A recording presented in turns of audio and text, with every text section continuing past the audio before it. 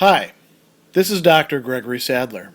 I'm a professor of philosophy and the president and founder of an educational consulting company called Reason.io, where we put philosophy into practice.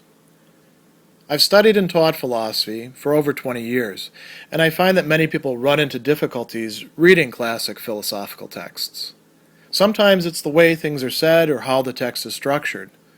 But the concepts themselves are not always that complicated, and that's where I come in.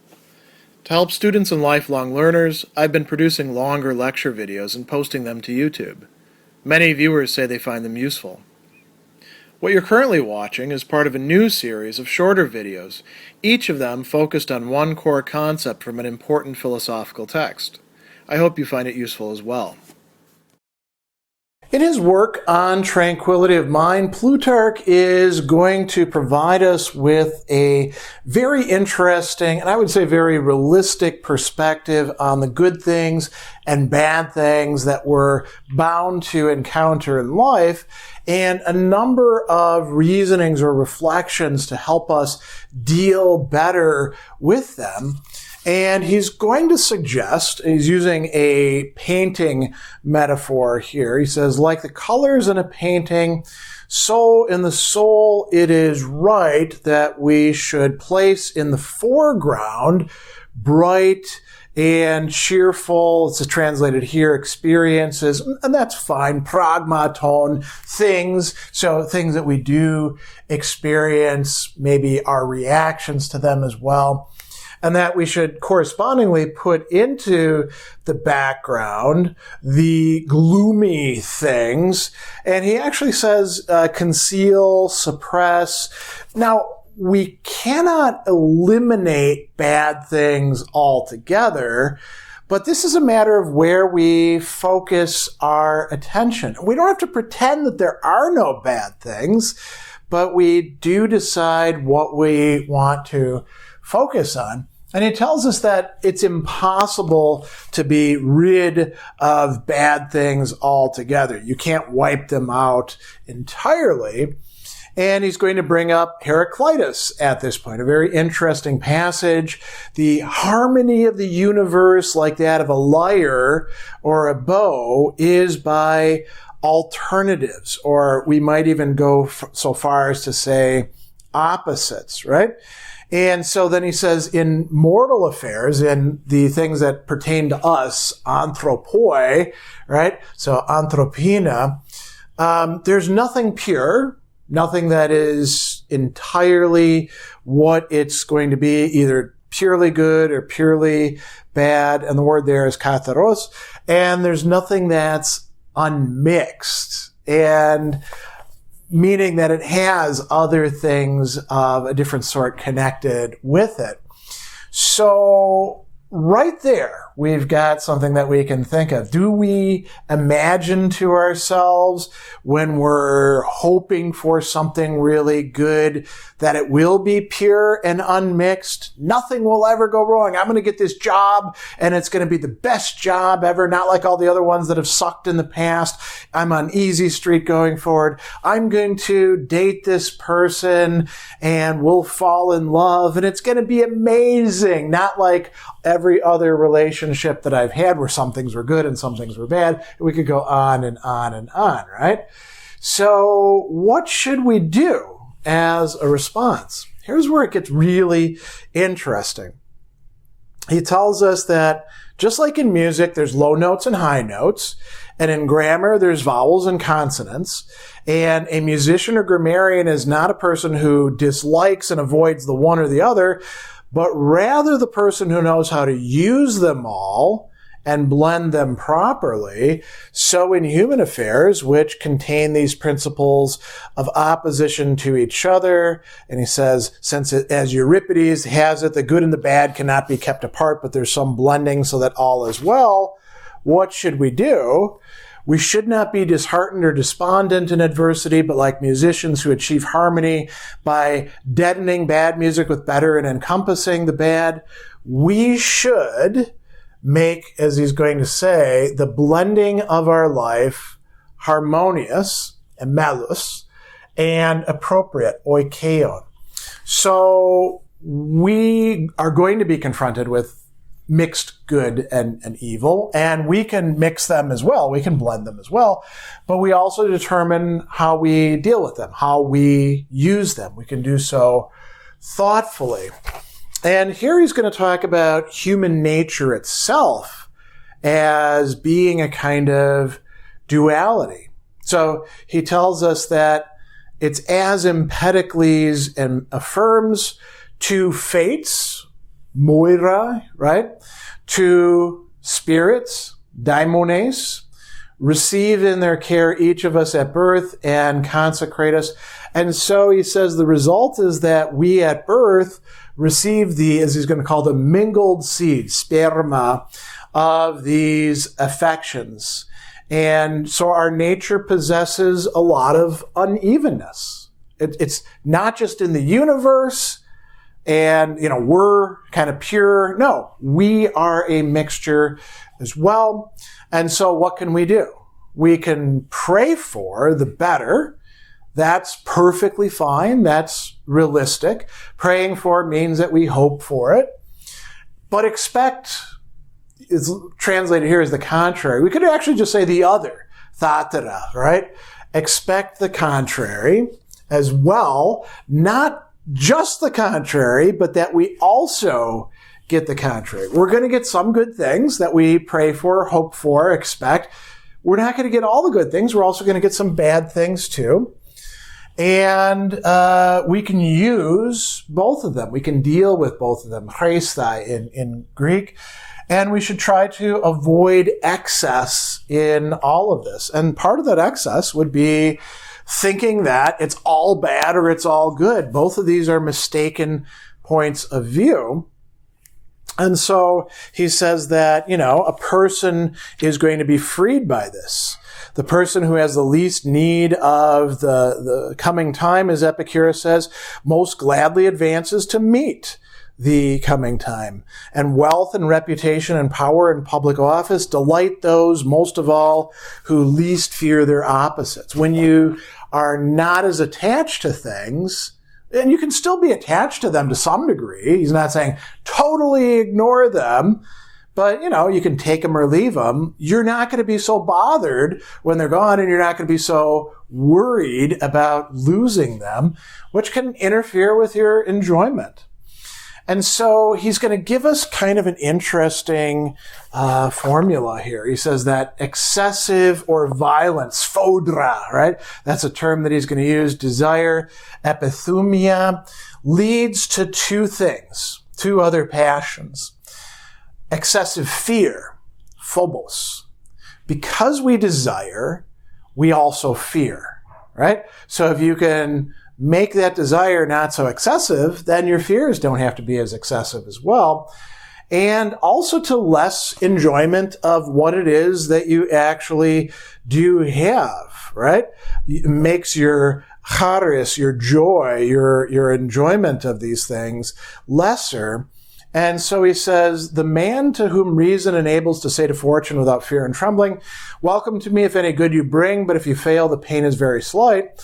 Their confidence, another passion, and the absence of fear cause him to make the most pleasant use of present advantages.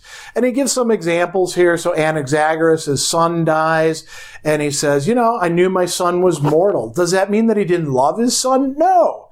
But he recognized that not everybody lives forever, and perhaps your children will die before you.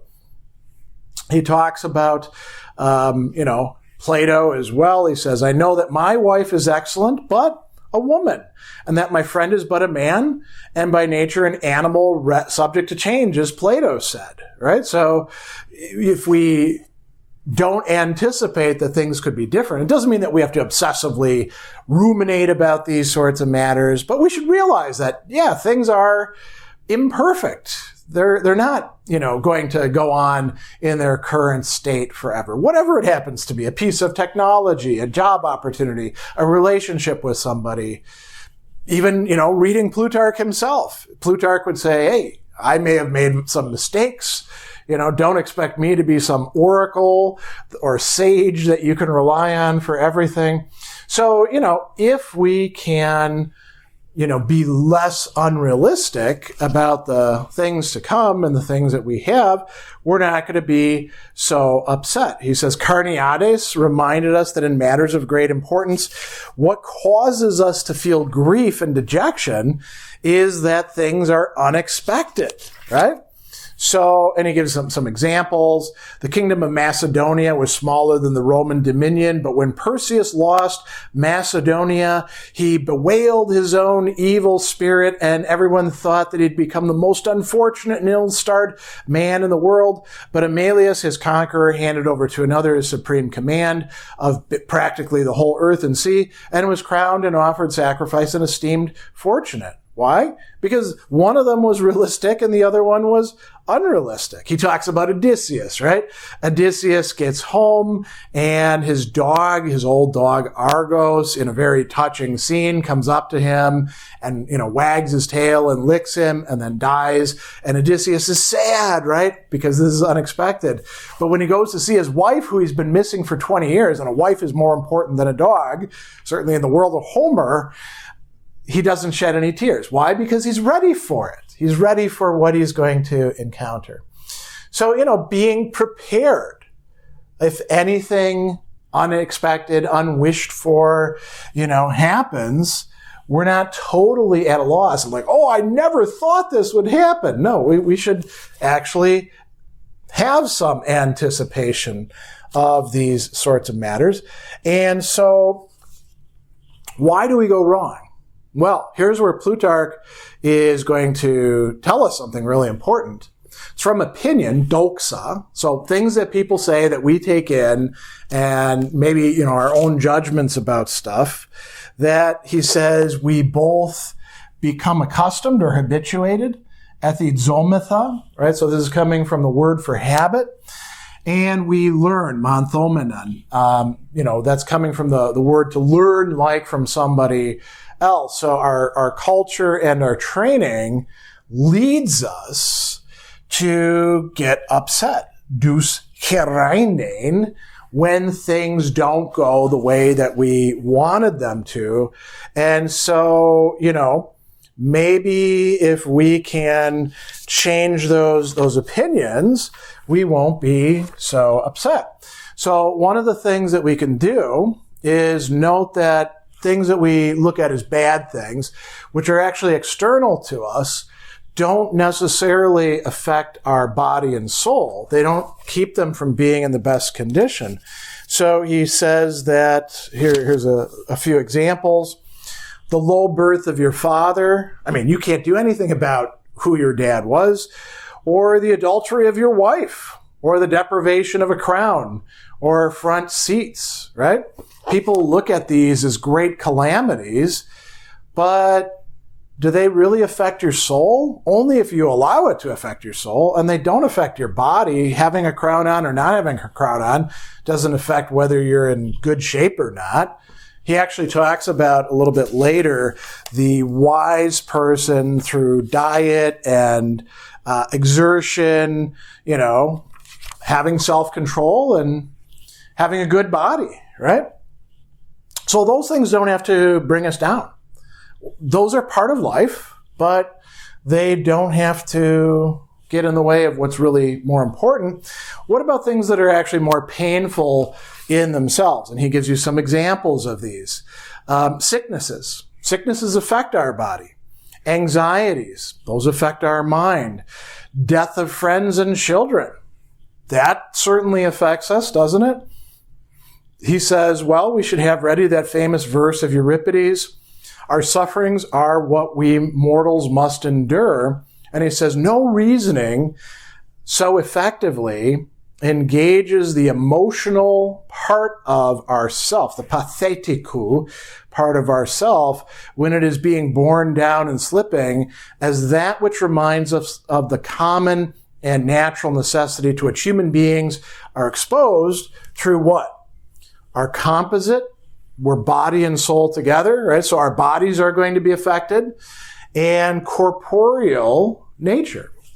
We are not just our minds, we are also our bodies. Now, there is a consolation here.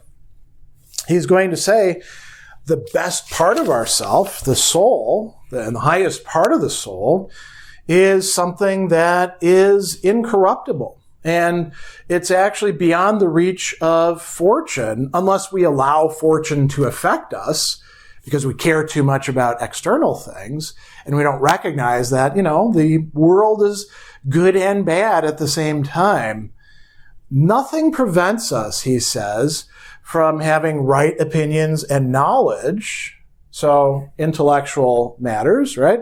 And the exercise of reason, which leads to the acquisition of virtue, or the virtues, right? Nothing keeps us from doing that. So he talks about Socrates and, the fact that he's on trial, and he says, you can take away my life, but you can't actually hurt me. And so he says, fortune can encompass us with sickness, take away our possessions, slander us to people who are desperate. But what fortune can't do is make the good and brave and high-souled person base or cowardly, mean, ignoble, or envious. Nor can fortune deprive us of that disposition, the constant presence of which is more help in facing life than is a pilot in facing the sea, right? So we can always concentrate on that part of ourselves where the virtues exist, our soul, right? It's up to us to decide to do that. And, we're probably, he doesn't talk about this, but we're probably also going to find when we look at our souls that they're not entirely good.